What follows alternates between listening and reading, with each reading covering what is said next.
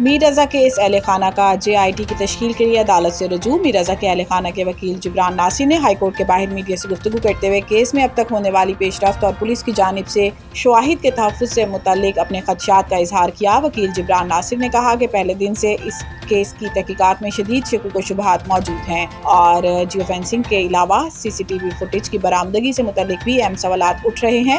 Judicial commission صرف اپنے حقائق یا فائنڈنگز سے دے سکتا ہے، جس کی ہم حمایت نہیں کر رہے، کیونکہ اصل کام اور چھان بین تفتیشی اداروں کی جانب سے ہونی چاہیے۔ وکیل نے سوال اٹھایا کہ تفتیش کے ابتدائی مرحلے میں اہم شواہد کیوں ضائع ہوئے اور اس غفلت میں ملوث حکام کے خلاف کوئی کارروائی کیوں نہیں کی گئی۔ جبران ناصر کا مزید کہنا تھا کہ حکومت نے جوڈیشل کمیشن کے قیام کے لیے ہائی کورٹ کے جج کو نامزد کرنے کا جو فیصلہ کیا ہے، اس کی سرکاری کاپی ابھی تک متاثرہ فیملی کو فراہم نہیں کی گئی۔ اس حوالے سے وزیر اعلیٰ سندھ کو بھی ایک خط تحریر کیا گیا ہے۔